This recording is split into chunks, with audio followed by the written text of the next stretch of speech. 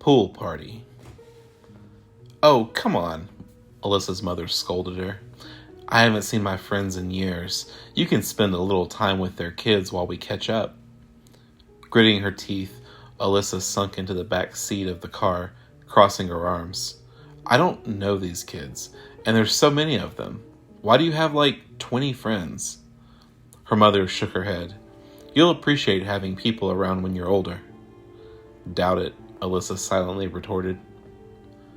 She gazed out the windows as palm trees passed by, the structures obviously planted with evenness and rigidity in mind. As they traveled down the road, the houses grew bigger, more opulent.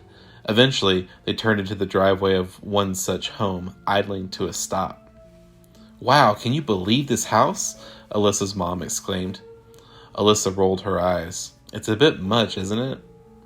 The massive 3-story building hosted a sharp-edged, cubic design with glass walls encasing most of the top floor. Through the windows, Alyssa could see a dozen children around her age running around in swimwear. She cringed. I'm not going to have to go swimming with them, am I? She asked. Her mother laughed. Well, it is a pool party. What's the point of avoiding the pool? Alyssa huffed, grabbed her bag, and exited the car, waiting for her mother to do the same. Together, they walked up the driveway, pressing the doorbell button. Beethoven's Für Elise echoed throughout the interior, audible even from the outside. Alyssa and her mother traded a long glance as the song played. After about 30 seconds of listening to classical music, a tall, thin, blonde woman with unnaturally tanned skin opened the door in a pink 2-piece swimsuit. When she saw Alyssa's mother, she grinned, baring bleach-white teeth. Karen! The woman exclaimed, embracing Alyssa's mother in a tight hug. They stayed that way for a moment before pulling away. Hey, Cheryl, Alyssa's mother responded, gesturing to Alyssa. This is my daughter, Alyssa. Cheryl turned to gush at Alyssa, but her voice faded away as the echoing chaos of other children's laughter and screams reached the girl's ears. She felt her heart beat faster, her mouth drying out. Wiping sweaty hands on her blouse, Alyssa glanced up at the tanned woman. I'm so sorry. What did you ask me? Cheryl's eyes flickered to Alyssa's mother, then back to her. I was just wondering how old you were. My daughters are 7 and 8, but I have a son who's 14. Would that be closer to your age? Yes, Alyssa sighed. I'm 12. Cheryl chuckled, glancing at Alyssa's mother. They grow up so fast. Come on in. Lowering her head, Alyssa trudged after her mother, entering the house. By this point, most of the other children had vacated the interior, opting to return to the backyard swimming pool. Alyssa's mother nudged her. Go play with them, honey. Alyssa felt her face grow red. I don't really want to. Cheryl turned to the two newcomers. Alyssa, sweetheart, we're going to be having adults-only time. I promise the other kids are friendly. Grumbling, Alyssa stomped away, sliding open the glass door to the backyard. She was immediately bombarded with the sounds of shouting and laughter and felt her adrenaline spike. The other children ran around the yard, jumping and splashing in the pool. She unfolded a pool chair and laid it out as far from the commotion as she possibly could. It didn't take long, though, before a lanky, acne-covered boy in swim trunks approached her, grinning awkwardly. Hey. Alyssa looked at him for a second, then closed her eyes, lying back in the pool chair. Hey. I saw you were still wearing regular clothes. Did you not want to come swim with us? Her eyes narrowed. I don't know you. Oh, sorry. He extended his hand awkwardly. I'm Ben. She nodded. Alyssa. I don't really want to swim, not with all these other people. It's okay, though, Ben insisted. It's not too deep, and we can clear a space so you can feel more comfortable. Alyssa peered warily at the pool. I don't know. I just really don't like crowds. Come on, Ben said, extending his hand. No one really wants to be here, but we're making the best of it. Come have fun with us. Alyssa sighed. Okay, but just for a few minutes. She sat up from the pool chair, walking back into the house to change into her swimwear. After a few minutes, she returned in a navy blue one-piece. Make way, Ben said, stern but not loud. Give her some room. The children swam away from him as he entered the pool, Alyssa close behind. They waited out until the water was up to their necks, shivering as their bodies adjusted from the hot sun to the lukewarm water. Alyssa held her nose, took a deep breath, and dunked her head beneath the water, surrounding herself with temporary silence. The noise, the stares, the heat, it all faded away in those few moments of underwater bliss. She smiled to herself, resurfacing only once her lungs began to ache. As she returned to the surface, she opened her eyes, and in the blurry calm, she thought she saw a flickering dim green light. Then, she was back in the open air. The pool, however, had grown silent. Alyssa cleared her eyes, looking around. The children surrounded her in the pool now, staring, knowing smiles plastered across their faces. Ben swam up next to her, and she thought she saw surgical scars running behind his ear, up into his hairline. "We need to hurry," Ben said to the other children, his voice colder than before. "It's almost time for it to open." "For what to open?" Alyssa asked, unease settling in her stomach. Ben turned to her, apathy glazed across his eyes. "Sorry about this." Grabbing Alyssa by the shoulders, he thrust her body underwater. Panicking, Alyssa tried to kick, to pull away, but she couldn't escape the boy's grasp. Despite his lean frame, he was inhumanly strong. Alyssa screamed for help, forcing air bubbles from her mouth, but through the haze, she saw the other children standing still, watching her assault. She also saw, again, a flickering, dim green light. A few seconds later, she felt Ben release her, and she hurried back to the pool's surface. "Help! Help!" No response from the house. She spun to face Ben. "Stay away from me." He ignored her, his face twisted with curiosity, as he waded over to one of the rectangular pool filters built into the side of the pool. "That's not supposed to be here." Following his gaze, Alyssa saw a pink, baseball-sized jellyfish floating near the filter, bobbing up and down with the disturbed water. The other children murmured to each other, interest and concern seemingly distracting them from Alyssa.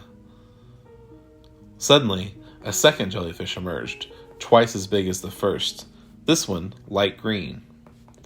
Cries of surprise from behind Alyssa drew her attention to a third jellyfish, purple this time, floating out of a different filter. The children began to back away from the sides of the pool, crowding around Alyssa, suffocating her as more jellyfish drifted into the pool from the filters surrounding them.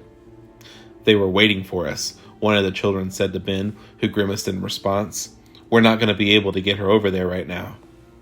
The jellyfish began to sink to the bottom of the pool, their colors blurring together beneath the water. The moment they touched the concrete, Ben gestured to the other children. "Let's get out, slowly." One of the children closest to the pool stairs lifted her legs, gently gliding across the surface of the water. The moment she passed above the nearest jellyfish, it pushed itself from the bottom of the pool, rocketing upwards.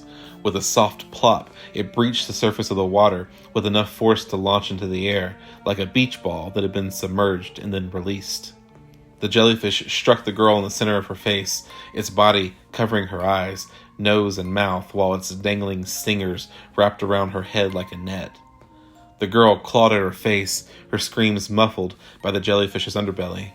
Through the creature's translucent body, Alyssa saw the girl's eyes widen with terror. The attacked girl began to writhe, seemingly in pain, as she continued to try to pull the jellyfish off her face. Muffled cries formed repeating words, and Alyssa strained to make them out. "It's stinging me," Alyssa finally heard. "Oh God, it's stinging me." Plop.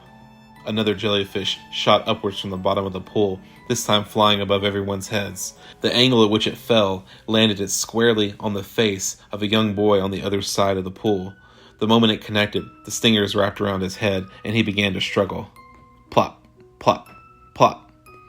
One by one, the other jellyfish followed suit, jettisoning out of the pool and onto the faces of the children surrounding Alyssa. Small, gelatinous bodies flew left and right, and Alyssa pushed away from the children as they fell, squirming, into the water. Her shoulder brushed against a distended child floating face down and still in the pool, and she shuddered. Suddenly, a jellyfish struck the top of her head, and she screamed. It did not, however, latch onto her, opting instead to bounce harmlessly away and sink back into the water. Alyssa looked around, confused, at the other children who were covered in the creatures. Why aren't they attacking me? She wondered. Whatever the reason, Alyssa was grateful to avoid such a grisly end. She reached the stairs of the pool and decided to scream again. Mom, help! Something moved beyond the glass door, but no one came to her rescue. Mom, there's... Someone grabbed her wrist, yanking her back toward the pool.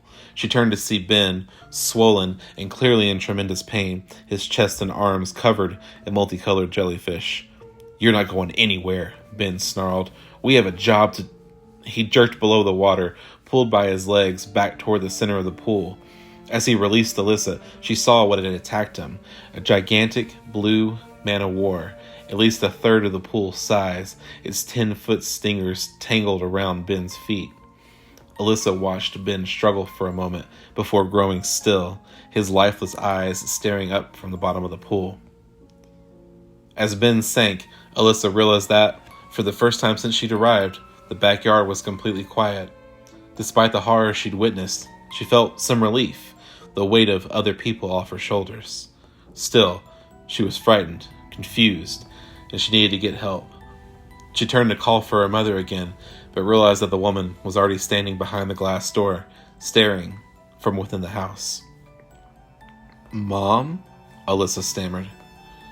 Her mother grinned, waving, baring her teeth in the same way that Cheryl had done when she'd answered the door. As Alyssa watched, more adults joined her mother, looking into the backyard. Something was wrong. The woman at the door wasn't the one she'd come to the pool party with. Alyssa glanced back at the pool, where the jellyfish had detached from the floating corpses and were drifting back into the pool filters.